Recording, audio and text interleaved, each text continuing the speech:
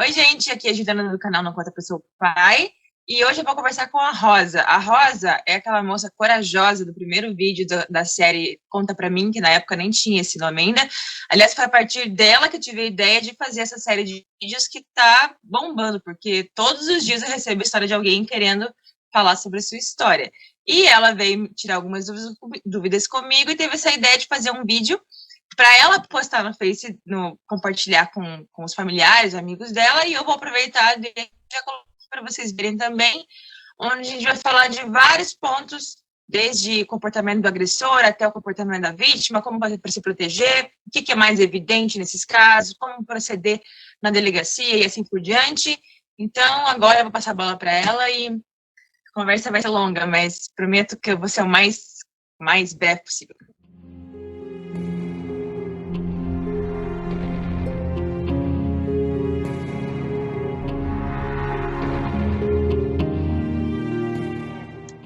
Olá, então eu sou a Rosa. Eu e minha irmã, a gente foi vítima de abuso sexual, né? A gente divulgou nossa história recentemente e surgiram alguns comentários. Depois que a gente divulgou nossa história, surgiram alguns comentários que me despertou. Assim, eu falei, nossa, eu acho que as pessoas precisam saber mais sobre isso. Um dos comentários que surgiram, que mexeu muito com a gente, foi...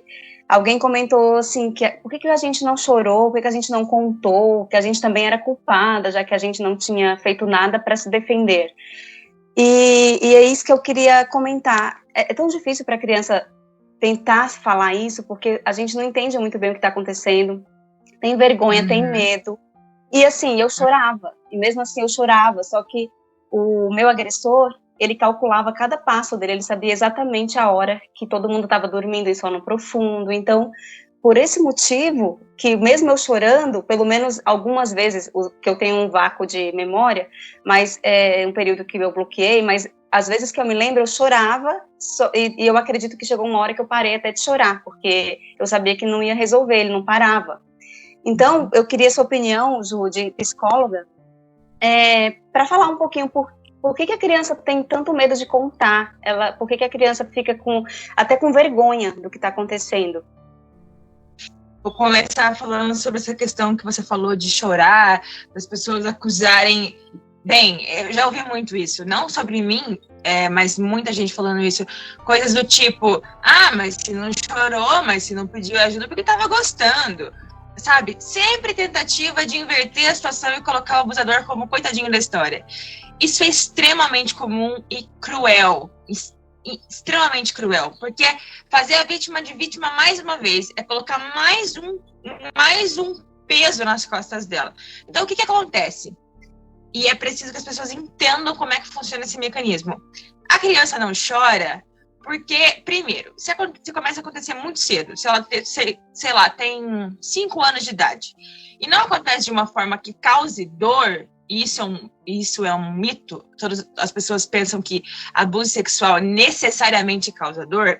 Então, se acontece um abuso sexual e a criança nem sabe o que é aquilo, não causa dor, ela acha estranho. Ou às vezes nem isso, porque, sei lá, pensa quando vem do pai. Tudo que vem do pai, a princípio, o pai é uma figura de autoridade, o pai é uma figura de confiança. Então, se o meu pai está fazendo isso comigo, por que eu vou achar que tem alguma coisa errada? Por que eu vou resistir? Que repertório, que consciência, que histórico de vida a criança de 5 anos tem para entender que aquilo ali que ela está passando não é normal, que ela tem que reagir, que ela tem que chorar para se proteger? Começa por aí. Então, é uma questão de não ter consciência, não ter capacidade para entender que aquilo ali não é natural, que aquilo ali é um crime. Conceito de crime é uma coisa que se aprende muito lá na frente. Eu, para explicar para o meu filho de 6 anos e meio que uma coisa é crime, eu nem consigo explicar para ele o que é um crime. Tem que ir pela abordagem do coisas ruins. Pessoas fazem coisas ruins contra pessoas, porque eles não entendem o que é crime. Entende? Então, nós temos a mania de interpretar o mundo, a mania não, o viés, é normal, de interpretar o mundo de acordo com a nossa cabeça de adulto. Então, a gente tem que lembrar que a criança é um ser humano em desenvolvimento, ainda muito cru em vários aspectos. Então, exigir a capacidade de raciocínio de uma criança de 5, 6, 7, 10 anos que seja, a mesma de um adulto, é de um reducionismo e de uma canalice enorme. Porque não é assim que funciona, entendeu? E é fingir que não sabe, e é fazer isso para tapar o sol com a peneira, para fingir que não sabe que o vadio, o imprestável, o pedófilo safado é o adulto. Então, essa tentativa de inverter e passar a mão na cabeça do pedófilo e culpabilizar a vítima é assim, é quase como estuprar novamente e para sempre essa criança, que depois vai virar um adulto traumatizado, porque além de tudo, não teve o mínimo apoio que deveria ter, que é das pessoas próximas, porque a rede de apoio faz toda a diferença na recuperação de uma vítima. A maioria, para não dizer todas, porque todos não tem como afirmar, mas a maioria, isso já é estudado, isso já vi em congresso, inclusive, recentemente, em dezembro, a maioria dos casos de sequelas extremas do tipo automutilação, suicídio, desenvolvimento de parafilias, são das vítimas que não são acolhidas pelos seus familiares, pelos seus pares, quando contam, porque é agredir de novo, entende? Então, voltando, a criança não tem capacidade de entender o que está acontecendo, então não tem como exigir dela uma posição.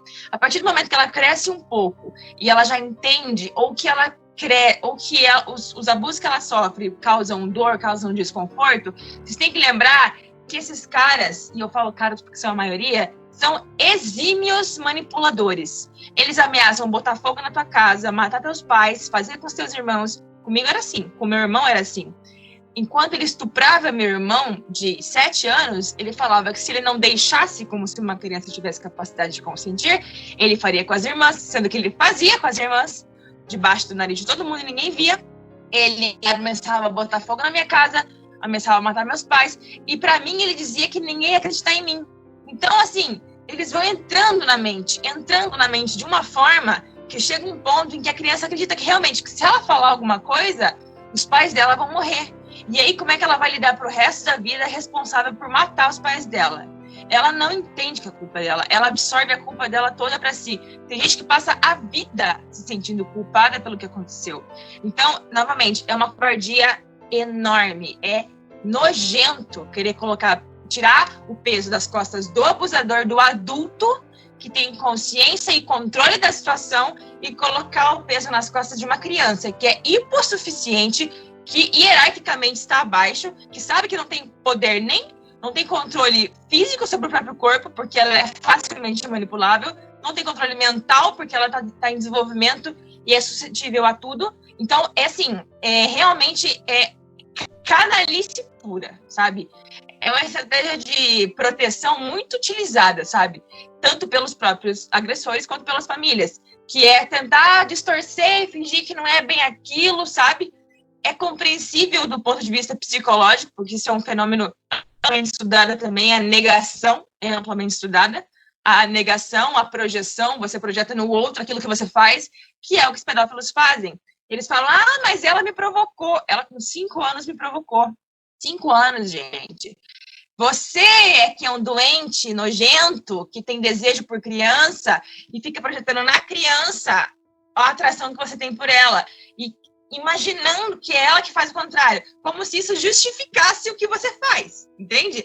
Além de tudo, tem isso, eles racionalizam o ato deles para falar, bem, eu só correspondi ao que ela que veio para cima de mim, eu não fiz nada, foi ela. Como se para defender, para diminuir a gravidade do que faz, entendeu? Só que tem que entender, criança não tem capacidade, criança é um bichinho, tá em desenvolvimento, não tem como exigir dele o mesmo raciocínio de um adulto. O adulto é que não presta, o adulto é que escolhe abusar, sabendo que está numa posição muito superior. Então, a culpa é exclusivamente dele, independente do comportamento da vítima, porque tem isso ainda. Às vezes a criança começa a ser abusada muito cedo, tipo 5 anos, e lá pelos 10 anos ela tá praticamente adestrada, ela tá tipo domesticada, ela já tá completamente condicionada aos abusos, ela vê o abusador e ela pensa nos abusos. Só que as coisas vão acontecendo de uma forma que se torna tão natural que a criança nem percebe mais que aquilo lá é um abuso. Quer dizer, ela nem chega a tomar consciência que aquilo foi um abuso, que aquilo tá errado, que aquilo não deveria acontecer. e ela vai internalizando aquela culpa, aquele sentimento de se cúmplice daquela situação, sendo que ela é totalmente um fantoche na mão do abusador. Exato. É absolutamente um fantoche. E as pessoas, conforme a criança vai crescendo, vão olhando para a criança, olha lá, 12 anos e já dá para todo mundo, biscatinha. Olha, sabe? Olha o tipo daquela menina. Daqui a pouco tá grávida. E as pessoas não param para pensar que esse comportamento hipersexualizado não brotou assim do nada, que foi incutido na cabeça e no comportamento dessa criança. Ninguém fica uma promíscua do nada, entendeu? Isso é plantado, isso é cultivado exaustivamente, até que chega o ponto em que acontece isso. Só que todo mundo culpabiliza somente a vítima. Ninguém olha para quem provocou o histórico, né? Sim. Exatamente. Isso que você falou tem muito sentido. Aconteceu com a minha irmã. Eu tinha 4 anos, ela tinha 8, e foi se estendendo. O dela demorou 10 anos. Acabou quando ela tinha 18 anos. E depois dos 14 anos, quando ele não morava mais conosco, ele fez isso, perseguia, e ela via assim, ela achava que não tinha mais opção. Que é aquilo que você falou, se tornou natural. Falou assim, não, acho que é isso mesmo. Eu acho que eu tô destinada a isso. Se conforma e, tipo, não tem mais como fugir disso. A pessoa se sente atolada até o pescoço, como se ela tivesse envolvida naquela trama. Pensem numa teia de aranha que cai um bicho lá e se enrola todo. Ele não tem como sair, ele desiste. E é isso aí, sabe? E segue a vida como se nada tivesse acontecido. Pois é. É isso mesmo, foi isso que aconteceu com ela, e aí por isso muita gente a culpa, sabe? A culpava, né? Na verdade, até pouco tempo atrás, até eu divulgar essa história, muitas pessoas ainda acreditavam que ela era culpada. E agora a verdade veio à tona, mas eu tive que ouvir ainda que comigo o meu tio não fez nada. Porque comigo, o que ele fazia? Eu era acordada por ele fazendo sexo oral em mim. Tinha toque, ele tentava fazer sexo entre as minhas coxas. Eu lembro uma vez que ele me deitou na cama, veio por cima, tentando fazer sexo comigo entre as coxas. Eu chorei, e aí, por sorte, minha mãe estava na sala, dormindo, mas assim, estava com um bebê pequeno, e a luz estava acesa, e acho que ele ficou com medo, ele me devolveu para onde eu estava dormindo, e eu lembro que eu levantei e fiquei até lá perto da minha mãe até de manhã. Tipo, fiquei um tempão com ela lá, com medo dele. Então, assim, isso pra mim é estupro. Porque ele fala que não fez nada. Tá, deixa eu esclarecer isso. Isso é mais uma estratégia desses porcos nojentos de racionalizarem. Porque na cabeça medíocre deles, eles acham que estupro é até uma forma deles justificarem o que eles fazem. Eles acham que estupro é só enfiar aquele pinto nojento deles em alguém. Só que estupro, legalmente, moralmente, tudo que é ente possível falando é qualquer coisa, tá? Então, o ECA e o Código Penal, o artigo 217-A, define o que é estupro de vulnerável. Estupro de vulnerável é qualquer ato de cunho erótico em que a criança ou adolescente, que é o estupro de vulnerável vai até os 14, né? Depois é só estupro, mas é qualquer ato de cunho erótico, ou seja, que tenha intenção de satisfação sexual com a criança ou adolescente, ainda que não tenha toque. Se você ficar nu na frente de uma criança com a intenção de despertar alguma coisa nela, é estupro. Se você tira a roupa da criança e constrange ela sexualmente, mesmo que você não chegue a tocar nela, é estupro. Se você se masturba na frente de uma criança, é estupro. Sexo oral é estupro. Manipulação genital é estupro.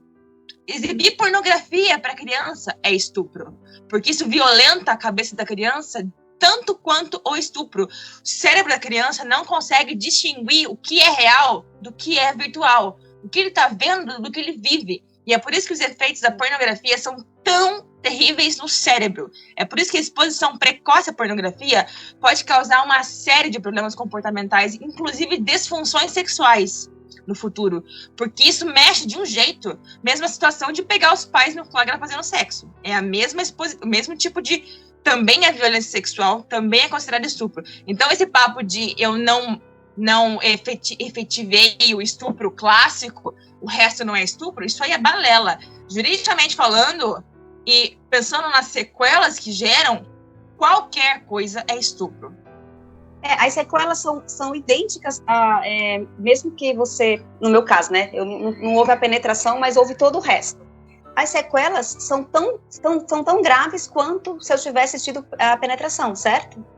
Sim. A única coisa que muda é que, por exemplo, quando há penetração, vamos pensar numa vítima aí de, sei lá, 2 anos de idade. Nossa, dá até nojo de pensar, né, que alguém é capaz de fazer isso. Mas vamos pensar numa vítima de 2 anos de idade. Uma menina de 2 anos de idade que é estuprada, assim, da forma clássica, né, da forma completa. A vagina dela é muito pequenininha. Ela pode ter lacerações, ela pode ser literalmente arrebentada de dentro para fora. Então vai ter sequelas, consequências físicas, que às vezes precisa de cirurgia para resolver, sabe? Sim. Mesma coisa anal. Eu já cansei de ver criança que morre durante estupro anal, porque arrebenta tudo. Ou que tem que fazer cirurgia depois para reconstituir, sabe? Então, tirando as sequelas físicas, que são mais comuns em crianças muito pequenas, as psicológicas são absolutamente idênticas. Tanto dos abusos, desde uma passada de mão até o estupro em si, porque isso depende muito de como que a criança, como se constitui a mente dela. Tem umas que são mais resilientes, outras são menos resilientes. Isso, assim, ninguém treina para isso. Ninguém treina para ficar expert em resistir, em lidar bem com o fato de ser estuprado. Isso é imprevisível e não tem como saber como vai ser a reação. Então eu já vi pessoas que passaram por isso que não existe essa coisa de abuso sexual mais leve e mais pesado. É um vício de linguagem, muitas vezes a gente acaba incorrendo falando nisso, mas eu tento me corrigir muito porque não é e nunca foi essa questão. Às vezes uma passada de mão é o suficiente para traumatizar uma criança de um jeito, até a vida adulta, que uma pessoa que passou por múltiplos estupros sucessivos não sente. Porque cada uma reage de um jeito, cada uma tem recursos e defesas psíquicas diferentes uma da outra, entende? Então não existe um abuso melhor e pior. Existe violência sexual que destrói a mente, que tem o potencial de acabar com a mente de uma criança. Isso influencia na autoestima, isso influencia no desenvolvimento escolar, isso influencia na aprendizagem em geral, isso influencia no desenvolvimento de vínculo, isso influencia no modo como ela lida com o corpo dela. Às vezes se torna uma pessoa extremamente promíscua, porque é tanta falta de autoestima que a criança cresce se considerando nada mais do que um objeto sexual. Então, tipo, dane-se, sabe? Ela não tem apreço pelo próprio corpo e ela deixa que usem da forma que quiserem. E assim, ela é convencida de que ela é nada mais do que um objeto sexual a serviço dos outros. E ela se comporta como tal. É a mesma coisa que acontece, uma analogia, para vocês entenderem, quando você repete para uma criança exaustivamente: você é burro, você não faz nada direito, sabe? Anos. A criança cresce com aquilo na cabeça e ela se convence daquilo e ela começa a se comportar daquela forma. Então se torna um adolescente, um adulto extremamente ineficaz em tudo que faz, porque afinal de contas ele é burro, ele é incompetente, ele não faz nada direito. Isso foi plantado na cabeça dele muito novo e isso essa sementinha gerou uma sequoia, sabe? Uma árvore muito grande que domina a vida dele completamente. Então acontece a mesma coisa com relação ao comportamento sexual. Então tem 2 caminhos muito... Não que todo mundo vá por esses caminhos, mas tem 2 caminhos que é muito recorrente. Ou a pessoa se torna extremamente promíscua e não dá mais, tipo, não tá nem aí pro autocuidado e assim, aceita o papel de objeto sexual que foi dado a ela de criança, ou ela se torna uma pessoa assexual ou que tem pavor de sexo, entendeu? Ou de qualquer intimidade. Vamos falar de sexualidade, que é mais amplo. De qualquer intimidade, que é uma pessoa que tem uma dificuldade imensa para desenvolver vínculo, para confiar em pessoas, para permitir que as pessoas cheguem perto. Uma pessoa cheia de sinais de não se aproxime, sabe? Então são 2 caminhos bem comuns de acontecer. E daí tudo isso leva a tentativa de suicídio, autossabotagem, problemas para manter emprego, porque a pessoa tem uma instabilidade de humor muito grande, crises depressivas, às vezes transtornos mesmo, como borderline, como transtorno dissociativo de identidade, que é a famosa dupla personalidade, sabe? Pode chegar a pontos assim extremos, só que as pessoas não falam. todo mundo que passa por essas coisas e tem essas sequelas morre de vergonha delas. Então tenta esconder dos outros o máximo possível, porque já não basta tudo que aconteceu. Você é um peso agora na vida dos outros. O abuso sexual, ele influencia diretamente na noção de merecimento da pessoa. Sim. Então ela cresce se considerando a pessoa mais indigna, mais suja, mais pouco merecedora de felicidade, de respeito, de tudo possível. E é por isso que ela se mete em um monte de relacionamento abusivo, que ela tem mais chance de ser assassinada por feminicídio, sabe? Ela tá exposta a muitas coisas que pessoas que não passaram por isso não estão. Só que como são coisas que não aparecem, as pessoas não têm ideia. Só que são marcas pro resto da vida. Tem maior chance de serem pais e mães desfuncionais, que não sabem exercer a paternidade e a maternidade, sabe? Tem mais chance de expor os filhos a risco, de repetir, de sofrer abuso sexual. Então, as sequelas são inúmeras. É realmente imensurável a que ponto pode chegar.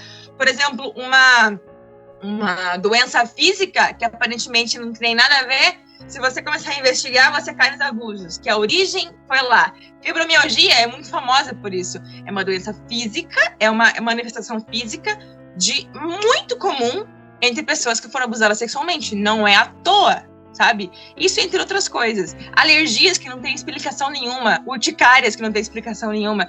Tudo isso é psicossomático. Pode ser psicossomático, né? Tem outras explicações. Mas é muito prevalente entre vítimas que tenham essas coisas que não tem explicação nenhuma. E a explicação é emocional. Sim. Eu mesma tive, quando eu comecei minha vida sexual, eu tive problemas. Eu precisei fazer terapia por 6 meses para conseguir. Eu era muito retraída, nossa, eu tinha um bloqueio enorme, foi bem difícil, foi um período bem difícil para mim, mas graças a Deus eu superei. Mas assim, é uma das sequelas, né, que ficou. Até hoje eu também tenho medo, assim, de quando eu tô sozinha no escuro, eu fico com um receio muito grande, porque o meu tio abusava da gente à noite, quando todos dormiam, geralmente estava escuro, então eu fiquei com esse trauma, sabe? Então, assim, as sequelas estão presentes no nosso dia a dia, né? A gente luta para melhorar, para se curar. Inclusive, até uma pergunta. Eu tenho até uma pergunta nesse sentido. Na sua opinião, de psicóloga, é possível a gente um dia tocar nessa ferida e falar, só tá a cicatriz, eu tô curada, só ficou a cicatriz. Não sentir dor? Olha, é possível isso? Eu não chamaria de cura, tá? Porque cura você pensa em cura, você pensa numa doença que você encontra um remédio e ela tem cura, né? Abuso sexual, ele implica numa série de consequências comportamentais e psicológicas e psiquiátricas, muitas vezes, que são emaranhados, pensa assim, num monte de um novelo de lã, totalmente teu cérebro totalmente zoado por causa dessas coisas que aconteceram, né? O que tem como você fazer é manejar comportamento. Por exemplo, tem pessoas que são extremamente impulsivas. Meu irmão era desses. O meu irmão que se matou por causa dos abusos. Ele bebia demais, comia demais, corria demais, mentia demais, gastava demais, tudo demais. Ele não tinha nenhum controle sobre o comportamento dele, sobre as emoções dele, porque ele, como homem, para ele era muito mais difícil. Ele nunca tratou do assunto. A gente levou ele obrigado na psicóloga, logo depois que tudo veio à tona. Ele simplesmente vomitou no colo da psicóloga tudo que aconteceu e perguntou se podia ir embora. E foi isso. Ele não conseguia. Então, assim, se ele tivesse trabalhado a mente dele, se ele tivesse falado, e por isso que falar é tão importante, se ele tivesse colocado para fora, elaborado o que aconteceu com ele, ele teria conseguido controlar esse comportamento, essa impulsividade dele. Porque essa impulsividade tem a ver com o mau desenvolvimento de algumas áreas do nosso cérebro que são afetadas por traumas. Então, tanto trauma assim, tanto sexual, quanto negligência, quanto passar fome, sabe? Tudo que acontece ali no começo da vida gera um déficit de desenvolvimento de algumas regiões do cérebro que são responsáveis pela nossa tomada de decisão, pelo controle das nossas emoções. Então, pessoas que passaram por traumas muito violentos na infância têm um problema de autocontrole muito grande, muitas vezes. E se você não mexe nessa ferida, se você não elabora isso, tá tudo cru o tempo todo. É como se você não tivesse resistência nenhuma. a essas coisas, né? Qualquer estímulo você explode, qualquer estímulo você morre chorando. Então, com ele era assim. Tem estrutura, exatamente, você não tem estrutura. Então, assim, cura, eu sempre falo, as pessoas sempre me perguntam isso. Cura, propriamente dita, isso não existe. Porque teria que ser uma doença fechada para ter uma cura. O que tem é você mexer na ferida mesmo, você trabalhar, você não esconder, você não tentar fugir.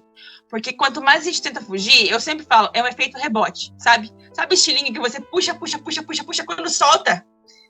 É violento, né? Então é assim, quando você esconde, quando você segura pra você e você não mexe nessa ferida, é como se você estivesse puxando esse estilingue, esse elástico. A hora que alguma coisa der errado, que você não aguentar a pressão, você vai explodir de uma forma que você poderia ter evitado se tivesse trabalhado com isso. Então, é por isso que a terapia é tão importante, mas não só a terapia. Falar sobre isso é tão importante. Bem, os primórdios da psicoterapia estão lá nas confissões, não é à toa. Antigamente as pessoas se aliviavam confessando e ainda hoje fazem isso. Então, falar é muito importante, colocar para fora, para você ver que tem mais gente que passou pelo mesmo, para você ver que tem gente que acredita em você, para você ter rede de apoio, porque aguentar toda essa imundície sozinho, isso é muito pesado, muito pesado.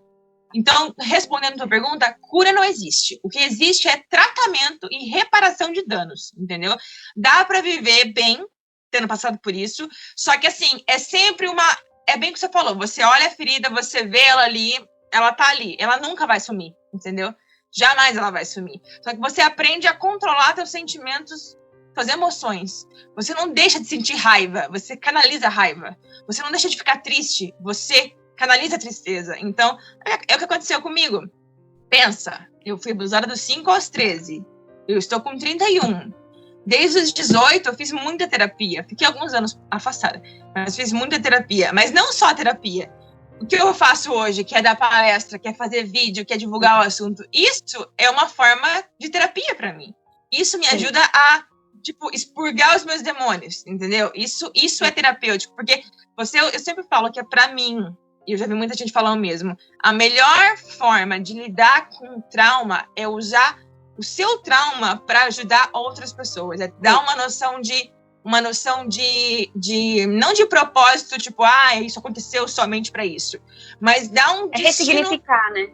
Ressignificar, dar um destino pelo menos útil para aquilo que aconteceu. Porque assim, tá feito, não tem como desfazer. Infelizmente, não tem como voltar no tempo e desfazer. Então, e aí, o que você decide fazer com isso, sabe? Você tem a opção de guardar para você mesmo e ser uma pessoa extremamente infeliz, deprimida, cheia de medos, cheia de bloqueios. Assim, cada um tem seu tempo. Não tem jeito, eu sempre falo isso. Cada um tem um tempo. Só que, a partir do momento que você acorda e que você tem esse estalo, que você vê que você não pode passar o resto da vida enfiada dentro, sabe, no caracol, você percebe que não, aconteceu, eu vou fazer o que agora? Vou viver com medo pro resto da vida? Vou me esconder, vou deixar que isso me limite, como se eu fosse aquilo que aconteceu comigo? Isso aqui que aconteceu com a gente, isso aqui, entendeu? É muito mais, assim, a gente não pode se deixar dominar por isso que aconteceu com a gente, porque, primeiro, tem gente que passa por coisa muito pior que a gente e tá super bem e que consegue lidar. Então, eu sempre falo, a gente tem que olhar para cima quando vê esse tipo de coisa, sabe?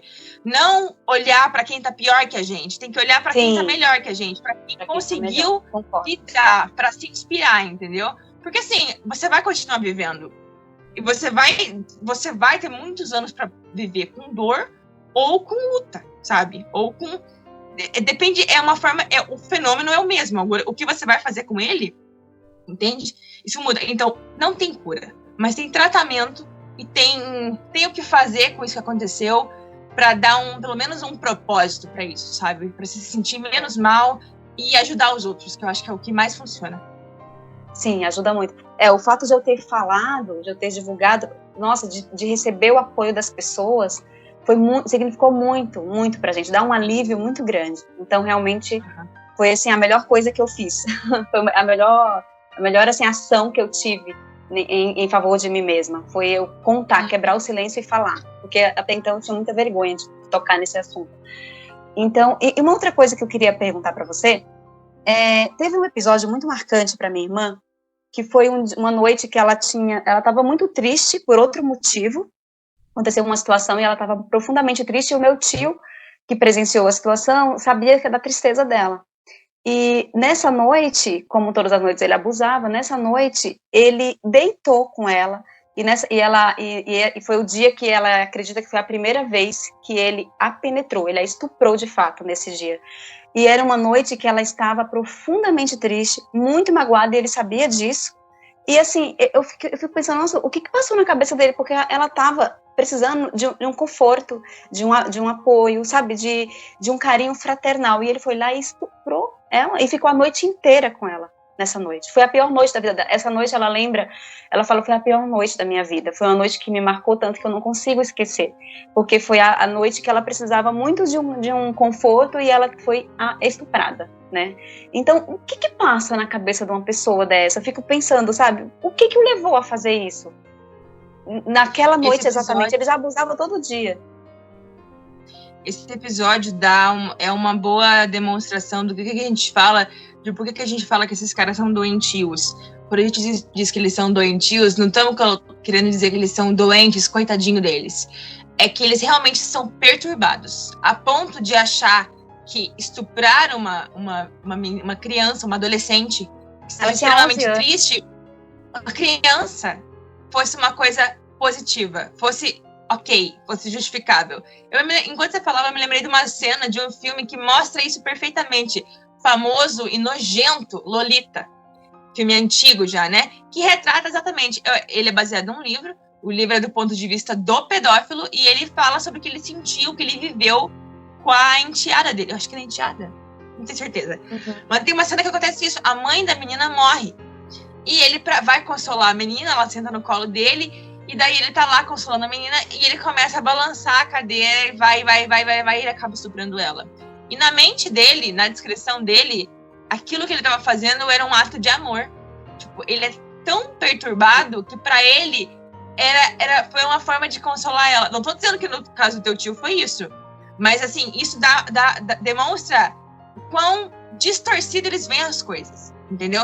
Com esses mecanismos que eu falei de racionalizar, de negar, de projetar as coisas no outro, funcionam tão bem para eles. Porque não tem como eu não tenho como te descrever assim perfeitamente o que se passa na mente de um cara desse, fazer uma coisa dessa, porque são muitos jeitos, tem muitas, vamos dizer assim, tem muitas modalidades de abusadores. Uhum. Mas o que eu posso dizer que é óbvio que dentro da loucura da cabeça dele de achar que aquilo ali era uma relação, que não era porque na cabeça dele, uma coisa que já via se repetindo há tanto tempo, né? Aquilo ali que eles tinham era uma relação, como se eles estivessem no mesmo nível. Então, dentro da cabeça doentia dele, aquilo ali era uma relação, e ele achou que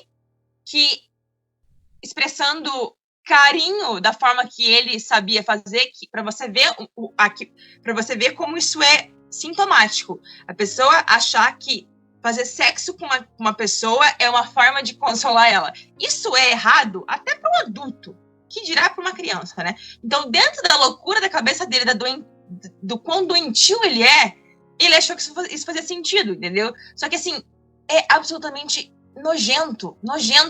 Ainda que a criança tivesse não foi o caso da sua irmã, mas já vi casos assim.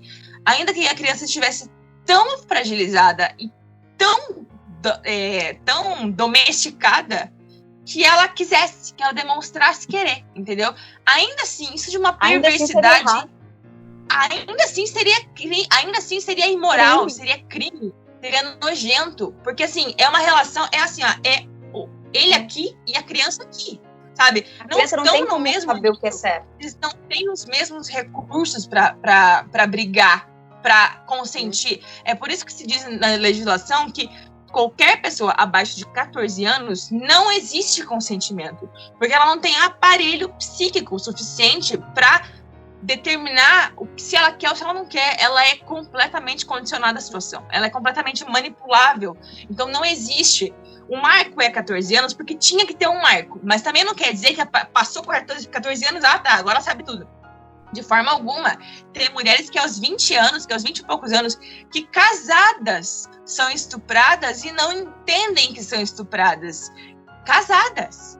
que acham que estupro é só com um cara no escuro, na rua.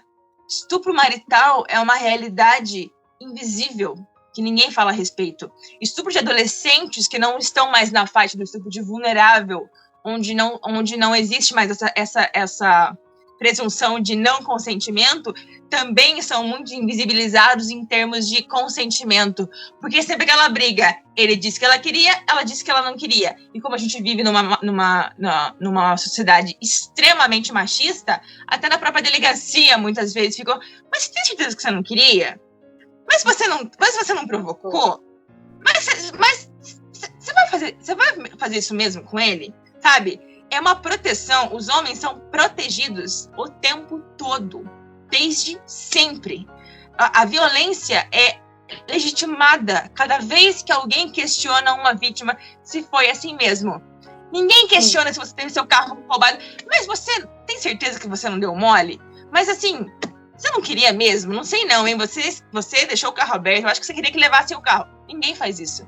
Mas quando se trata de estupro, quando se trata de uma vítima se abrindo, se expondo, morrendo de vergonha, falando que ela foi estuprada, todo mundo duvida, coloca defeito, coloca dúvida e tenta culpar a vítima, sabe? Desde criancinha até adolescente. É horrível, é nojento. É horrível, é nojento mesmo. É verdade, você falou isso e me lembrou que tem algumas pessoas, muita gente ficou do nosso lado, né, e fiquei muito grata e muito feliz, eu e minha irmã ficamos extremamente agradecidas com as pessoas que nos apoiaram, mas a gente ouviu também pessoas e soube, né, de pessoas que estão defendendo e contando, e falando que vão contar outra versão da história, e eu me pergunto, que versão? Porque assim, eu demorei anos para conseguir contar essa história que é real, que é só essa única verdade aqui, que ele me estuprava, que ele sim fazia sexo oral, me masturbava, me tocava, tentava fazer sexo comigo entre as minhas coxas, enfim, isso foi um estupro. Então essa versão essa versão que é a única versão é tão difícil de contar. Eu demorei tantos anos para contar que pra que eu iria inventar uma versão? Eu queria muito que existisse outra versão mesmo. Eu queria muito que eu nunca tivesse passado por isso. Que isso tivesse sido só um pesadelo da minha cabeça. Eu ia adorar isso. Nossa, eu ia ser uma pessoa sem traumas hoje, sem sequelas. Mas, infelizmente, não. Essa é a única versão que existe. Essa é a verdade. E estava muito bom antes, né? Eu imagino que estava muito bom para ele, sabendo que ele tinha sido seduzido, sabe? Porque eu acho que isso também é uma outra questão, sabe? Como a família do agressor lida com o agressor? Porque eu não estou falando que a família tem que deixar de amá-lo, é seu filho, é seu irmão, enfim, é um vínculo ali, né? Tudo bem. Não estou dizendo que tem que deixar de amá-lo, mas eu acho que não dá para dizer assim, meu filho, você fez isso e tudo bem. Você não se sinta mal, porque o que você fez, ela provocou. Você não fica tranquilo que você não cometeu um crime. Eu acho que a maneira como a família do agressor lida com a situação também tem um impacto grande até para o crescimento desse agressor, sabe? Crescimento moral. Sei que a gente pode falar, né? Mas assim, não precisa deixar de amá-lo, mas fala assim, olha, você cometeu um crime, você precisa se redimir disso. Tudo que você fizer vai ser pouco, mas não vai apagar esse trauma da criança. É muito diferente você não abandonar uma pessoa porque ela cometeu um crime asqueroso desse, de você proteger, passar a mão na cabeça dela e tirar o peso do que ela fez, entendeu? Isso é canalice, isso é covardia, isso é falta de caráter, entendeu? Isso é nojento. Você não precisa querer que teu irmão, teu filho, teu tio, teu marido morra porque ele fez isso. Afinal de contas, é compreensível, você tem vínculo, você tem sentimento, é uma vida inteira convivendo. Isso não vai mudar, entendeu? Agora, você tem a capacidade de tentar inverter as coisas a ponto de colocar a culpa na vítima para passar a mão na cabeça do cara que você sabe que é um estuprador, um violador de crianças, um manipulador, simplesmente porque você não tem capacidade de aguentar esse peso. Por favor, né? Como você acha que é melhor do que o cara que fez isso? Não, isso não existe. Você não tem que simplesmente você não tem que virar as costas pra pessoa, mas você tem que dar a ela o que ela merece, que é responsabilização pelos atos dela, que é ter consciência que ela cometeu um crime e ela tem que pagar de alguma forma. Você não pode simplesmente colocar ele na posição de vítima, de coitadinho, e demonizar a vítima, que já sofreu anos calada, que já vem sofrendo desde a infância, e você vai e faz isso de novo? Ah, não, isso é inaceitável. Infelizmente, isso acontece o tempo todo. É tão pesado isso que as famílias simplesmente viram uma chave, invertem e começam a proteger o abusador e a demonizar a vítima, como se, porque assim, você causou essa desgraça na família, como se o problema fosse a vítima falar e não tudo que aconteceu com ela, entendeu? Exatamente. É assim, tem uma história, eu me lembrei do filme 300 agora, tem uma história do filme 300, que é uma história daquela cultura, que assim, eles matavam, quando vinha um mensageiro trazer uma notícia ruim, eles matavam o mensageiro, como se fosse culpa do mensageiro, entendeu? E como porque era tão pesado que eles descontavam no mensageiro e não em quem foi o protagonista da notícia que o mensageiro trouxe. É a mesma coisa. Deslocam a responsabilidade, a raiva do agressor para a vítima, porque afinal de contas foi a vítima que trouxe toda a tona. Foi a vítima que desgraçou a família porque falou. Só que aí fica muito fácil, né? Então vamos todo mundo esconder os podres de todo mundo debaixo do tapete para sempre, para ninguém se ofender, para ninguém se queimar, para ninguém ficar dodói. Hipocrisia. Muita hipocrisia. É muito fácil enquanto não é no teu nariz, né? É muito fácil quando é no outro. Mas assim, as pessoas não se colocam no lugar das outras. Essa que é a verdade.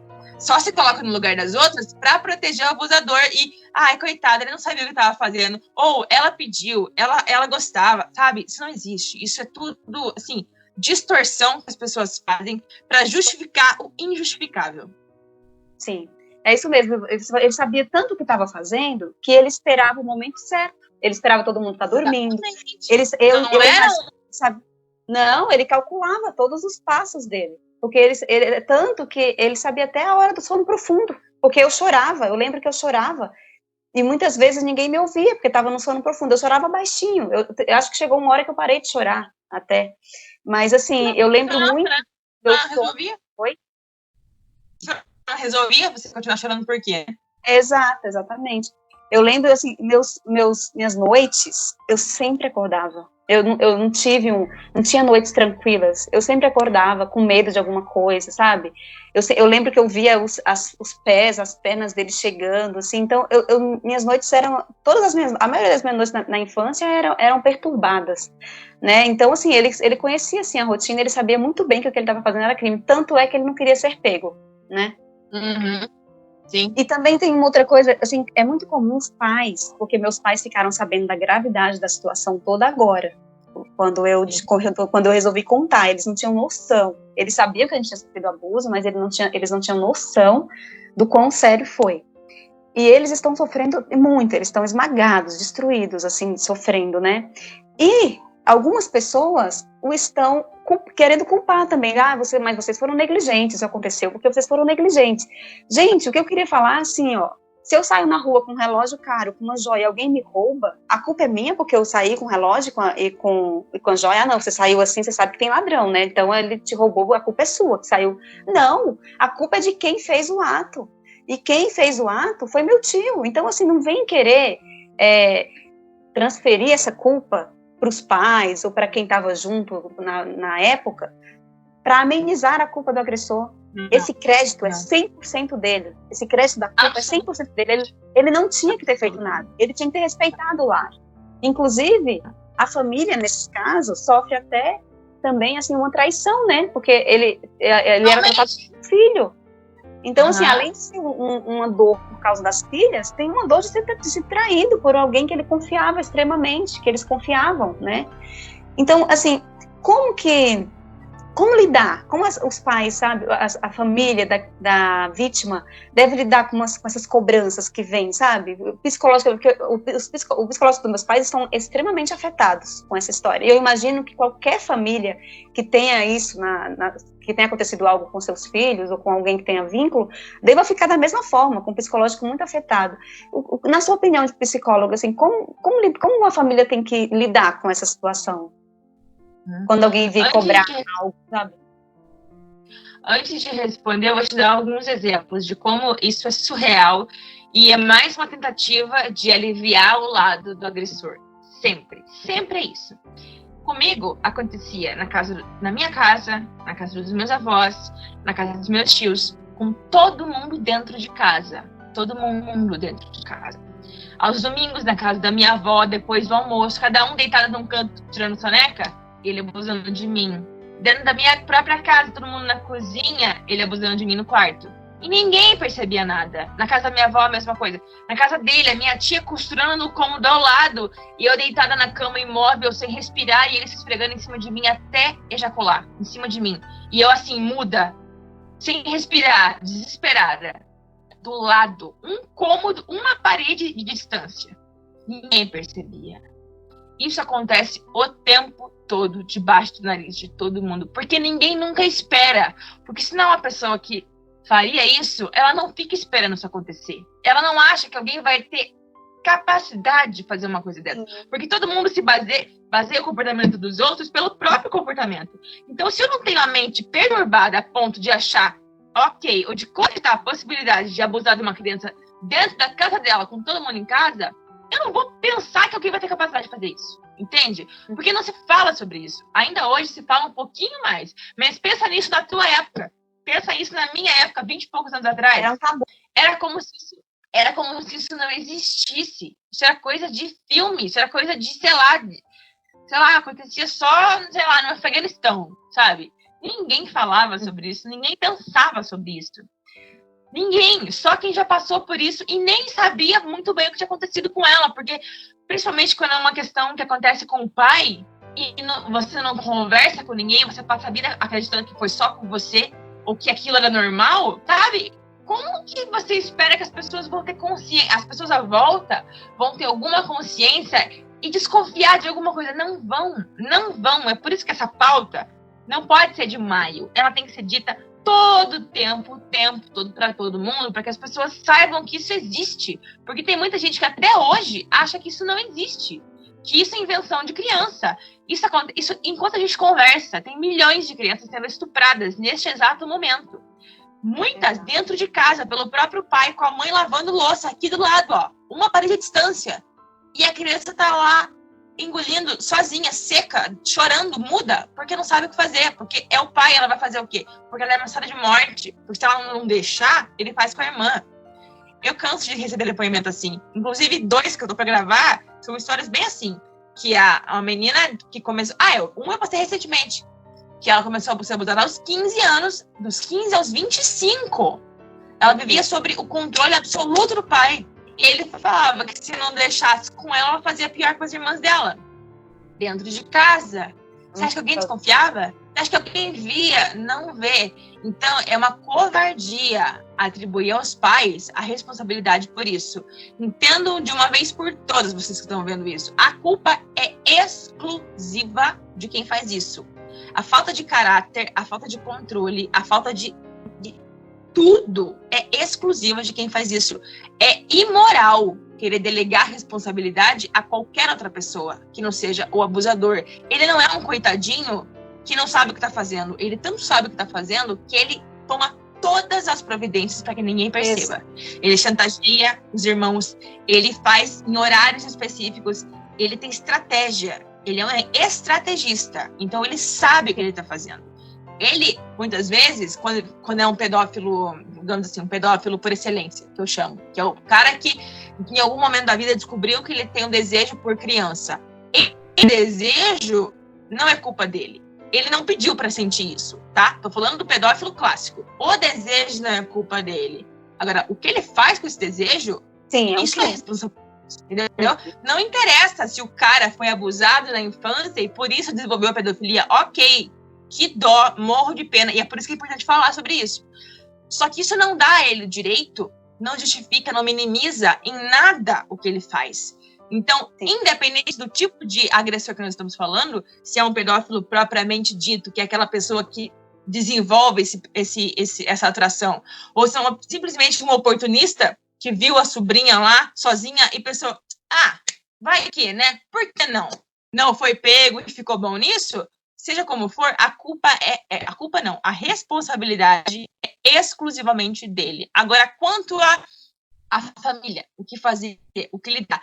Primeiro, e nós passamos por isso na nossa família também, tem que entender que as pessoas, em geral, pessoas, assim, geral, são medíocres. As pessoas são ignorantes. As pessoas são julgadoras e têm a mente desse tamaninho. As pessoas não hesitam em apontar o dedo, em julgar, e elas acham que o teto delas é de ferro, não é de vidro.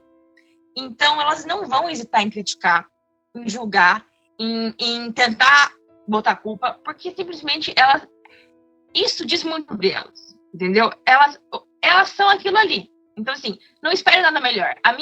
O que eu tenho para falar é, não espere nada melhor de quem tem a capacidade, a falta de moral e de noção de vir apontar o dedo pro pai, pra mãe, para dizer que a culpa é dele, sabe?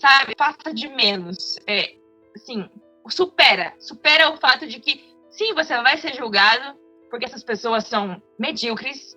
Isso diz muito sobre elas, não sobre você, entendeu? Então, assim, tire o peso de precisar da aprovação, do crédito daquela pessoa que pensou naquela coisa sobre você, porque o fato dela pensar isso já diz muito sobre ela. Já diz que você não tem que se preocupar com o que ela pensa, porque ela sabe, não vale a pena. Não vale a pena. É ter muito claro para si que você não fez nada de errado. Quem fez foi ele, sabe? Exato. Você fez o que você que estava ao seu alcance. Você foi a melhor versão de pai e de mãe que você pôde. Você deu tudo que você pôde.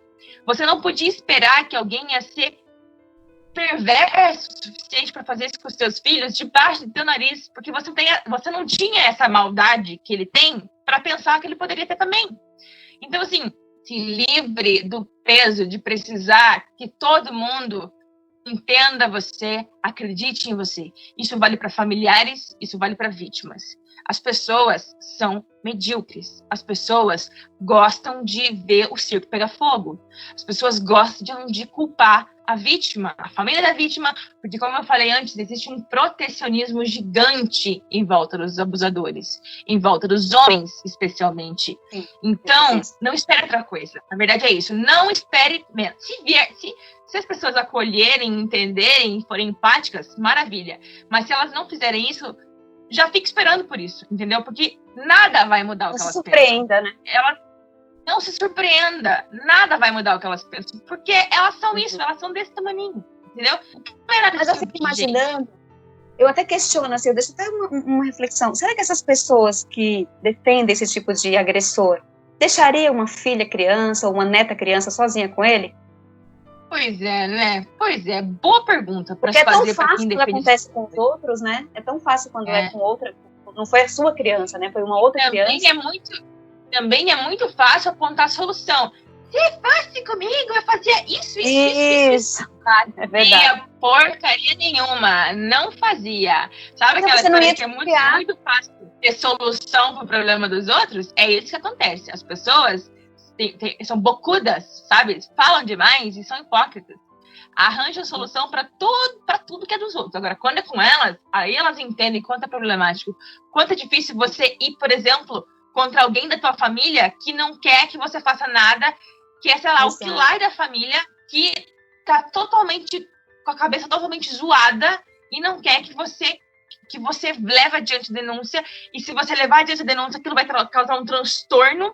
Não estou dizendo que está certo, tem que denunciar, mas eu entendo quem não consegue, porque envolve, não é a pessoa, é a vida dela, é todo o círculo social dela, são as pessoas que ela ama, sabe? É muito, principalmente quando tem mais gente envolvida, sabe? Quando você não é a única vítima e sabe disso, você vai ter que expor outra pessoa que às vezes não está pronta para ser exposta.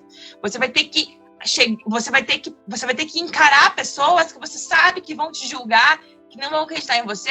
Então, às vezes, por uma questão de economia, de energia, você opta em se fechar, sabe? Isso é muito triste, sim, mas é compreensível. Cada um tem um tempo. Sim, é verdade, Mas é por aí mesmo, a gente vê que eu percebo que tem até uma certa hipocrisia. Não, mas não, vocês foram culpados, que ele não é tudo isso, mas duvido que deixaria sua criança com ele uma noite. Porque eu fiquei 6 anos, a irmã ficou 10. E assim, muita gente falou, né?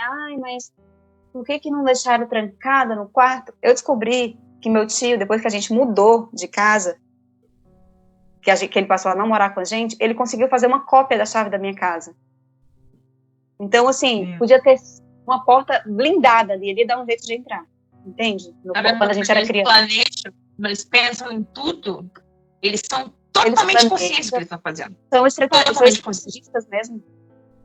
Sim. Eles simplesmente, a verdade é, eles não se importam com as pessoas. Essa é a verdade. Seja o pedófilo por excelência, seja o criminoso oportunista, eles são tão egoístas e eles têm tanta certeza de que o mundo foi feito para eles e que eles podem dispor de todo mundo da forma que eles querem, que eles não se importam com as pessoas. Eles usam as crianças, os adolescentes, como se fossem objetos sexuais e ok, eu tenho direito, entendeu? Sim. É tipo isso.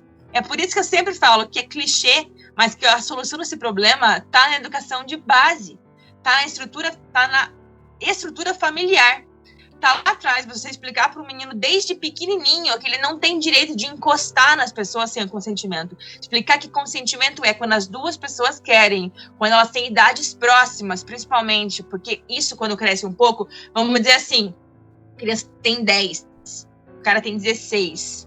Não é tão longe a diferença de idade, mas de uma criança de 10 para um cara de 16, o desenvolvimento é muito ele está muito longe um do outro. Então, se um cara de 16 não tiver muito cristalizado na mente dele e for exaustivamente ensinado que não interessa a diferença de idade, ele não tem direito de tocar no corpo de alguém, que criança é uma coisa inviolável, que não se discute. Se ele tiver numa situação, sei lá, vamos imaginar, se essa pessoa que tá ali sozinha com uma criança de 10 anos não tiver filtro moral nenhum, porque ela não foi ensinada a ter filtro moral nenhum desde sempre, o que vai impedir ela de tentar alguma coisa? Entende? Porque na nossa cabeça de adulto é óbvio, mas um piá de 16 anos que ainda não tá com desenvolvimento completo, que tá meio corajoso por causa da bebida, e que não entende que aquilo ali não pode, que aquilo ali é imoral, que aquilo ali é absolutamente um tabu, isso dá pra dizer que tem que ser um tabu? Por que não? Entendeu? É na base do por que não, sabe? Aí vai, faz uma vez, ou tenta, passa a mão, a criança não sabe como reagir, não sabe o que tá acontecendo, e daí e começa. E é assim que começa. Então a gente tem que educar as crianças desde pequenininhos sobre não se deixar tocar e nem tocar o outro. E saber respeito, sabe? Sobre intervir quando vê alguma coisa acontecendo, sobre saber o que pode, o que não pode, que o teu corpo é teu corpo de mais ninguém, o corpo do outro é dele de mais ninguém. Porque isso não é ensinado. Bem pelo contrário, os homens dão um exemplo contrário o tempo todo. Homem mexendo com mulher na rua, pegando nos peitos, batendo na bunda, sabe? Uma criança vê isso, criança aprende pelo exemplo. Não adianta você só falar e não agir de acordo. Então, assim, se você falar, filho, não pode mexer com a mulher na rua, tá? E se você tá com o teu filho e na rua você faz isso, o que você acha que ele vai aprender? O que você falou ou o que você fez? Entendeu? Então, assim, a educação, para mudar, vai gerações para mudar isso ainda, sabe? Mudar, acabar com isso, a gente nunca vai acabar. Mas é nossa responsabilidade começar a criar os meninos da forma que eles entendam que o mundo não é deles, que eles não são dono de todo mundo, sabe? Que eles não são os poderosos que têm direito a tudo. Porque é isso que é incutido nos meninos desde sempre, sabe? Indiretamente é isso, sabe? Eles acham que eles têm poder sobre tudo, que eles... Por que não? Se ninguém disse que eu não podia, entendeu? Sim, parece óbvio pra gente, mas não é. E para criança, assim, como falar com a criança? Porque eu tenho um filho também de 5 anos e eu fico pensando assim, como eu vou deixá-lo ciente de que existem essas coisas aí fora, sabe? Como tratar esse assunto com a criança, esse tema com a criança? Eu acho que é a dúvida de muita gente, na verdade, né? Tenho até uma indicação aqui para isso. Esse livro é muito legal. Ele fala sobre isso. Não Me Toca Seu Boboca. É a história de uma coelhinha, a Ritoca, que conhece um tio no parquinho, o tio Pipoca, e ele fala que ele é sozinho, que ele não tem família. Aí um dia ele convida a Ritoca e os amiguinhos dela para ir na casa dele, que ele tem videogame, futebol de botão, doce, música, e eles vão lá. E aí ele pede ajuda para ela para buscar um pudim E quando eles estão lá no fundo, ele pega nas orelhas dela, pega na boca dela, pega no pescoço dela. Daí ele vai dando desculpas, assim, sabe? É só pra ver teu brinco, só pra ver teu pingente. Aí ela grita, não me toca, seu babaca! E todo mundo escuta e sai correndo. É bem legal, porque é muito lúdico, sabe? Muito legal. É pra crianças dessa idade mesmo. Mas, além de livrinhos didáticos, que sim, eu vou falar alguns nomes, tá? Tem esse aqui que é Não Me Toca, Seu Boboca. Tem o Segredo Segredíssimo. Tem o Meu Corpo é Especial. Tem o Meu Corpo, Meu Corpinho. Tem o Segredo da Tartanina. E tem A Mão Boa e a Mão Boba. A gente pode colocar eles depois no vídeo, os links para comprar eles. São todos materiais muito legais para trabalhar com crianças sobre justamente essa noção de consentimento, sabe? De toque, do que pode e o que não pode. Mas, assim, mais do que isso, você já pode ensinar seu filho a se proteger no banho, sabe? Quando ele é muito pequeno, você vai dar banho nele, você deixar muito claro para ele. Olha, filho, filha, eu tô tocando em você porque eu tô lavando você. Só a mamãe, ou só quem dá banho, só quem estiver dando banho em você, pode tocar aqui em você pra te dar banho. Ninguém pode te tocar de uma forma estranha, de uma forma que cause dor, ou que cause desconforto, ou colocar a boca em você de alguma forma. Essa parte é difícil até de falar, mas é necessário. Ou fazer você colocar a boca em alguma parte do corpo de outra pessoa, ou a mão, nada disso pode. Não pode. Isso é muito perigoso. Isso não é coisa de criança. E se alguém fizer isso, você tem que sair correndo que nem um louco pedindo ajuda, gritando, porque esse é efeito surpresa, porque nenhum abusador jamais espera por isso. Eles contam com o silêncio da vítima. Então você tem que instruir teu filho a sair gritando que nem um louco. Porque assim, normalmente eles fazem isso, essas coisas, onde tem gente. Todo mundo acha que é no beco escuro, né? Mas é onde tem gente. E justamente por ser onde tem gente, é que eles manipulam a situação de uma forma que a criança não fale. Se a criança já está instruída, e tem que ser um trabalho permanente, de que a qualquer movimento estranho, ela tem que sair correndo, pedindo ajuda, gritando, o cara vai se assustar e vai saber que aquela criança ali não tá tão vulnerável assim, entendeu? Então, assim, eles escolhem as vítimas deles. Eles vão direto naquelas que eles sabem que são mais vulneráveis, que não tem um vínculo muito bom com os pais, que não tem conversa entre os pais. Então, a criança tem que ter consciência o tempo todo de que ela pode te contar qualquer coisa. Inclusive, coisas que ela se envergonha. Porque vocês acham que não existe uma relação saudável entre mãe e filho, por exemplo, né? E de uma criação muito moralista, muito fechada. Se a criança passar por um abuso e ela se sentir culpada, porque ela vai se sentir culpada, você acha que tendo uma criação rígida, uma criação muito punitiva, e que a criança acha que ela vai ser hostilizada, você acha que ela vai pedir ajuda? Que ela vai contar o que está acontecendo? Não vai, porque ela vai ter medo de apanhar. Ela vai achar que a culpa é dela. Então, você tem que conversar na criança no sentido de, filho, não interessa o que aconteça com você. Se qualquer pessoa tocar em você, ou fazer você tocar nela, de uma forma que envolva o teu pipi, a tua fifi, como eu digo das meninas, colocar a tua boca em algum lugar, tipo, colocar a tua boca na boca de outra pessoa, ou no pipi, ou na fifi de outra pessoa, ou fazer você assistir umas coisas esquisitas com gente pelada, qualquer coisa, você tem que tentar mexer nas palavras para ficar mais fácil, mais digerível possível. Uhum. Mas a criança tem que entender que qualquer coisa que acontecer desse tipo, você pode contar para a mãe, porque a mãe não vai ficar brava com você. A mãe não vai brigar com você. A obrigação da mãe é te proteger. Para te proteger, a mãe precisa saber de tudo. Então, assim, a mãe não vai ficar com raiva. Você pode me contar tudo sempre. E isso tem que ser reforçado sempre. Não é uma vez e nunca mais. E também não é todo dia, porque senão isso vai virando num monstro. Mas, sabe? Sim, pelo menos uma vez por semana, sabe? Durante o banho, dá uma dica, assim, sabe? Sobre toque que pode, toque que não. Não é toque bom e toque ruim, porque às vezes o toque é bom, entendeu? Às vezes o toque errado é bom, porque eles sabem fazer de uma forma que a criança não sinta dor, bem pelo contrário. A criança tem um corpo que responde a estímulos. Então, muitas vezes, com o tempo e a prática, eles vão fazendo de uma forma que a criança sente prazer. Mesmo ela não entendendo o que é aquilo, ela sente prazer. E aí, quando ela entende, ela morre de culpa. Como que ela vai contar para a mãe dela que ela tá participando de uma coisa em que ela sente prazer, que ela sente que é errado, mas ela sente prazer?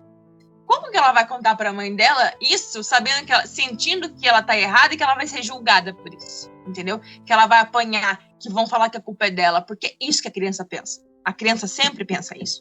Então tem que ser uma conversa muito objetiva do tipo, isso pode, isso não pode.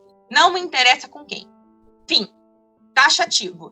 E a outra conversa é, sabe, ser exaustivo no sentido de passar confiança para a criança, que ela saiba que independente do que ela faça, nem que ela achar que ela consentiu, nem que ela achar que ela fez porque ela quis, que ela saiba que aquilo ali não tá certo e que ela precisa te contar, porque daí ela vai chegar em você.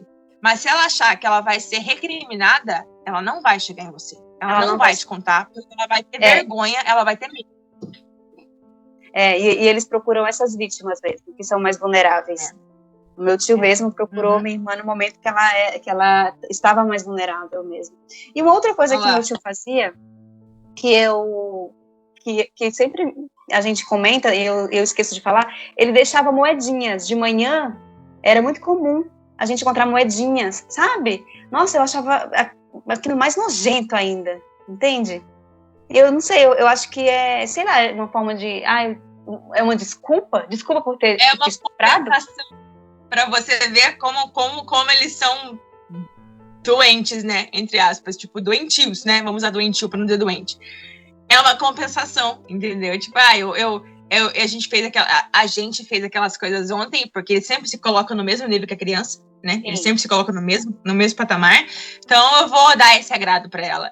Nossa, o que tem de criança que é comprada com isso? Porque, principalmente quando se trata de crianças muito pobres, isso o mercado da exploração financeira sexual da criança é imenso por isso.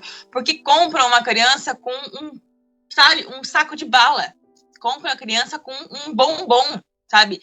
Se ela é miserável, se ela sente fome, se ela passa vontade o tempo todo, e ela não tem estrutura, não tem base nenhuma, qualquer um que chegar com uma isca, ela vai morder, entendeu? E não é culpa dela. A mesma coisa que acontece com adolescente, sabe? A nossa sociedade, ela vive em função do consumismo, né? Assim, é tudo muito escancarado, sabe? Você é o que você tem. Se uma criança, um adolescente não tem, ele vai fazer o que puder para ter. Se oferecerem para ele, vem aqui meia horinha comigo que eu te dou sei lá, o óculos que você quer. Se ela não tiver uma orientação muito firme de que aquilo tá errado, de que aquilo não pode, que aquilo vai fazer mal para ela, de que, assim, sabe, uma base muito sólida, por que ela não vai? Ela não tem autodeterminação nenhuma, sabe? Ela simplesmente responde ao estímulo, sabe? Ela responde ao ambiente. E é o que ela tá fazendo. E o que acontece? As pessoas têm uma percepção muito distorcida, porque, assim, quando você fala de uma criança que é abusada, as pessoas ficam chocadas. Quando você fala de um adolescente que está sendo explorado, as pessoas olham para o adolescente como se ele fosse culpado. Mais do que a própria vítima que é abusada dentro de casa. Porque, também 12 anos fazendo programa. Como se a criança tivesse ido fazer programa porque quis, entendeu? Sim. Como se ela não tivesse sido forjada e condicionada aquilo ali de uma forma extremamente cruel. Só que não olham para os adolescentes como seres em formação e totalmente suscetíveis de manipulação que eles são. Olham como se eles fossem adultos totalmente conscientes das próprias escolhas e que têm que bancar o que fazem, entendeu? Isso é muito cruel, muito cruel. Aí você vê uma menina de 13 anos grávida e coloca a culpa na criança, não no cara que fez isso com ela, porque sempre é uma menina de 13 anos com um cara de 30. Não é um adolescente de 15, entendeu? É um cara de 30, 40, 50. Só que ninguém olha pro cara que fez isso. Todo mundo, na vítima, na vítima. Nossa, como é muito se ela tivesse engravidado sozinha. O mundo Na minha opinião, o meu tio, por exemplo, né, ele fala que em relação à minha irmã, quando ela já era mais adolescente, ele fala, não, é porque eu queria dar carinho, né? Ela era carente. Para mim, se ele queria ajudar de alguma forma, a última coisa que ele teria que fazer era estuprá-la. Para mim, foi um outro crime. Ele se aproveitou da vulnerabilidade dela para cometer Pra outro você- abuso, sabe? Pra você ver o quanto ele é doentio. Pra você ver o quanto é podre na raiz, né? A ponto de achar, de equiparar carinho, cuidado a estupro. Olha aonde a mente dele chegou, entendeu? Tipo, não. Só sendo muito perturbado, muito. Nossa, não tem nenhuma palavra pra isso, sabe? Não. Fim de papo. Não, isso não é relativizável, entendeu? Não é e se. Não. Acabou. Não, sabe? Não tem que diminuir a gravidade porque é adolescente, não é mais criança. Pensar que isso vinha. Olha o tempo que isso vinha acontecendo. Olha a prisão mental que ela vivia. Sim, cativeiro. desde quase antes dos 8 anos. Ninguém enxerga isso. Só enxerga assim, ela queria, ela gostava. Todo mundo só pensa isso. Mas ninguém sabe o que tá por trás disso. Desse aparente consentimento ou dessa aparente apatia da vítima. É realmente uma prisão. Eu me lembro nitidamente de com 13 anos, que foi quando parou, mas eu me lembro que eu com 10 a 13 ali, que eu já entendi o que acontecia, mas não conseguia evitar, eu me lembro de pensar assim, eu tô condenada a isso pro resto da vida. Isso vai acontecer pro resto da vida. E eu não achava que eu tinha saída. Eu tava amarrada de um jeito naquela situação que eu achava que eu era refém daquilo ali para sempre. Porque como é que eu ia falar aquilo? Como que eu ia contar para as pessoas aquilo? Eu me sentia suja, nojenta. Eu me sentia a pessoa mais asquerosa e indigna do mundo, entendeu? Porque essa construção da baixa autoestima, isso acontece desde lá do começo, do primeiro abuso, em que a criança se pergunta: o que foi que eu fiz para merecer isso? Isso vai sendo plantado, até que se transforma, domina a mente da pessoa. E ela realmente vive num cativeiro mental. E ela não consegue enxergar o mundo além daquilo, como se não houvesse uma outra possibilidade que não fosse aquilo. Porque ela tá presa, assim, algemada naquela situação. Sabe? Sim. Então, é muita crueldade vir alguém de fora e falar porque quis, porque permitiu. Você só permite aquilo da qual você tem consciência e controle. Se você não tem um desses dois, você não permite. Você se refém da situação. Você é submetido à situação. Você é a vítima. Você foi colocado naquela situação. Você não pediu pra estar lá. Entendeu? E as pessoas não entendem isso, e é por isso que distorcem tanto a realidade e protegem o abusador, porque colocam o abusador e vítima no mesmo patamar, sendo que exatamente. Então, é isso mesmo, por isso que eu falo, a culpa é exclusiva dele. E aí, as pessoas algumas pessoas que querem acusar meus pais de negligentes, seria a mesma coisa de eu ir lá falar com quem o educou, ou quem criou, e falar assim, não, você é culpado do crime que ele cometeu, você que é culpado. Seria a mesma coisa, seria tão injusto quanto. Não, a culpa é dele. Ele era um adulto e ele sabia o que ele estava fazendo. Tem muitos fatores que contribuem para a pessoa chegar num ponto desse, né? Tipo, aquela questão de criação que eu te falei. Só que no final do dia, a escolha é dela. No final das contas, ela decidiu conscientemente aquilo que ela estava fazendo. Ela não é mais uma criança, uma adolescente que não tem noção das coisas, que está em desenvolvimento, que não tem noção de consequência. É um adulto abusando de uma criança, de um adolescente. Ele está acima, ele sabe o que está fazendo, ele manipula a situação para parecer a vítima. Ele controla as variáveis, é ele que tem controle da situação. Ele é o responsável e ele não pode usar qualquer coisa que tenha acontecido para minimizar ou para justificar os seus atos, porque ele sabia o que ele estava fazendo, desde o início. Exato, tanto que calculava cada passo, para não ser pego, né? Então ele estava ciente que era errado. Se não soubesse, faria em público, né? Se não soubesse, não tomaria todos os cuidados. Se ele fosse tão inocente assim, né? Ele faria para todo mundo ver. Então, e assim, uma coisa que eu também queria frisar é que essa questão de culpar meus pais, ele abusou dos meus pais, da confiança dos meus pais. Minha mãe lavava, passava para ele. Poxa, ele abusou disso também, sabe? Não foi só um abuso sexual das filhas. Teve um abuso de confiança mesmo. Meu pai o tinha como filho. É uma traição enorme, uma quebra de confiança. E é muito doloroso. Porque sempre é uma pessoa próxima, né? Nunca é uma pessoa longe. É uma pessoa de dentro de casa. Para alguém pessoa do convivência. Ou um amigo muito próximo. Então, Ju, assim, era isso que eu tinha para falar, e eu queria só ver te perguntar se você tem alguma mensagem assim, para deixar para as vítimas que estejam passando por isso, que estejam assistindo o teu vídeo, né, o nosso vídeo. O que falar para elas, assim, porque eu até agradeço aqui a você mais uma vez, porque você abriu um espaço para eu falar que me trouxe um bem enorme, assim, enorme para minha vida. Então, eu imagino que, na minha opinião, né, de que estou começando nesse processo, eu imagino que uma das coisas que mais aliviam, uma das ações que a gente pode fazer que mais alivia essa dor é você expor. Então, o que eu teria para falar era isso, mas eu sei que você deve ter muito mais coisas aí para falar para a vítima que estejam passando por isso. Tá bom.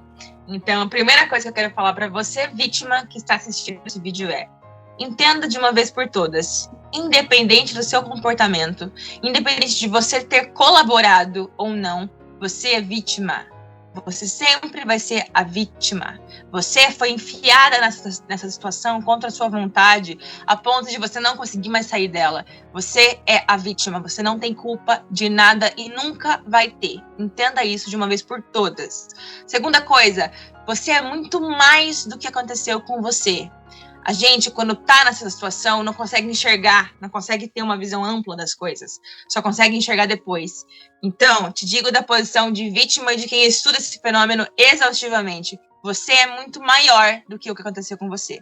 Você tem justamente porque você passou por isso, você tem o potencial de revolucionar tudo o que aconteceu com você e usar isso de uma forma benéfica.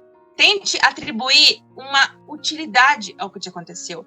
Ressignificar. Não quer dizer que você vai ficar curada, porque, como eu bem disse, não é uma doença que tenha cura. Mas ressignificar, entender que você é muito mais que aquilo, que você não teve culpa e que você pode usar a sua desgraça para impedir a desgraça dos outros, isso faz um bem enorme. Isso acalma. Isso ajuda muito. É a melhor forma de se curar, se você quiser usar esse termo. Então, fale. O primeiro passo de todos é esse. Fale. Vai causar desconforto na família? Vai. Vai ter gente que vai ficar contra você? Vai. Vai ter gente que vai tentar inverter a situação, te colocar como a vilã da história? Vai. Mas essas pessoas que pensam assim, que fazem assim, pelo fato delas pensarem assim, elas já te dão a dica de que você não vale a pena se importar com elas. Se afaste desse tipo de gente. Você não precisa da aprovação de todo mundo. Você não precisa da validação de todo mundo. Eu entendo que é doloroso não ter o apoio das pessoas que você ama, das pessoas com quem você convive, que você conta que ficaram no seu lado. Mas, infelizmente, pessoas são medíocres. Muitas pessoas são medíocres, são medrosas, são egoístas, não têm empatia nenhuma e são cruéis. Então, é um problema delas, não é seu. Seu problema você pode não resolver, porque está feito, mas você pode reparar os danos. E reparar os danos começa por isso. Colocar para fora, cuspir tudo para fora. Porque quando você fala, parece que você tira a casa das costas, que você tira não tem nem como explicar para vocês, sabe? Falar, já dizia Freud, e eu falo isso em quase todos os vídeos, falar cura. É o começo da cura.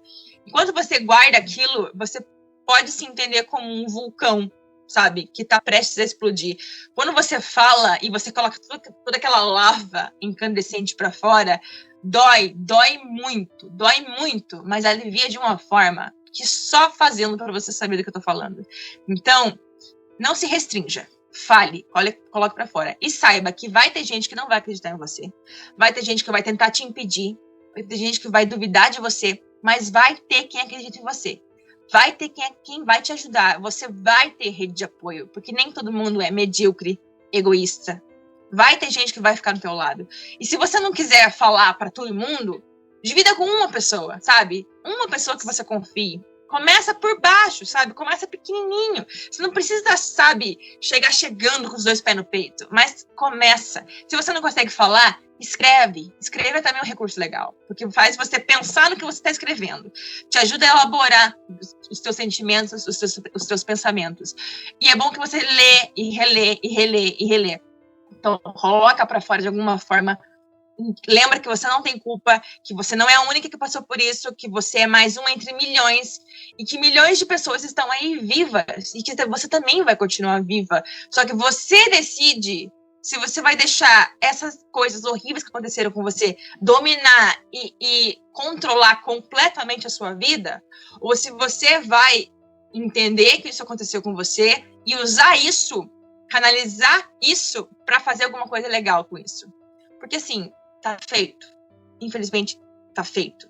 Agora, se aconteceu isso com você e você sabe que essa pessoa ainda tá solta, tá na ativa e tá correndo o risco de outras pessoas estarem sendo vítima delas, mais um motivo para você não se calar. Porque não é só aí não é mais só você. Aí são outras pessoas. Aí também é sua responsabilidade agir, entende? Eu não tô dizendo que a vítima, além de tudo, tem que carregar o peso de não falar nada. Muitas não conseguem, mas se você consegue, se você tem força, se você tem apoio, por isso que é importante falar para alguém de confiança, e você acha que essa pessoa ainda pode estar fazendo isso, denuncia. Nem que for pelo Disque 100, nem que for pelo Disque 100 que é anônimo, denuncia. Dê os dados da pessoa, o máximo de informação que você puder, o nome das pessoas que você acha que podem estar sendo abusadas por ela, ou onde encontrar essas pessoas. Sabe? Esse ciclo tem que ser interrompido de alguma forma. Essa pessoa tem que ser separada de alguma forma. Então, fazer isso já vai te dar um alívio imenso, porque você tem a sensação de que eu tô fazendo alguma coisa, eu tô me mexendo, isso já ajuda demais. Então, retomando, não se sinta culpado, independente do seu comportamento. Entenda que você é vítima. Você não é o único que passou por isso, passa por isso ou vai passar por isso. Você é muito mais do que isso. Isso é uma parcela da sua vida e você é muito maior e tem muito mais força do que imagina. Muito mais força do que imagina, e todo mundo pode ajudar de alguma forma, nem que for compartilhando um vídeo sobre isso. E, principalmente, isso vale para vítimas e isso vale para não vítimas.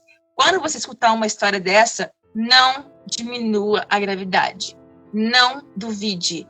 O maior pavor de toda vítima é não ser acreditado e acharem que ela tá inventando tudo para chamar atenção. E é aí que muita gente se fecha e deixa de falar. Então é extremamente importante falar. Fale. Se não puder falar, escreva, sabe? Mas coloque isso para fora de alguma forma. Você vai estar fazendo um favor para você e um favor para outras vítimas que talvez estejam sofrendo do mesmo mal que você, porque enquanto ninguém fizer nada, nada acontece, entendeu? Mesmo que você fazendo tudo que você puder, se nada acontecer, você vai ter consciência que pelo menos a tua parte você fez. E você vai ficar em paz com você. Porque enquanto a gente sabe que a pessoa tá solta e você não faz nada, você além de ter que lidar com a sua dor, você tem que lidar com o medo de que ela esteja fazendo com outros e você sabe disso e por medo não fez nada. Então faça, nem que for anônimo. Faça. Acho que a minha mensagem é essa. Muito boa. É isso aí. Então é isso, gente. Muito obrigada por assistirem até aqui. Espero que tenha sido proveitoso para vocês. Eu achei ótima conversa, muito produtiva.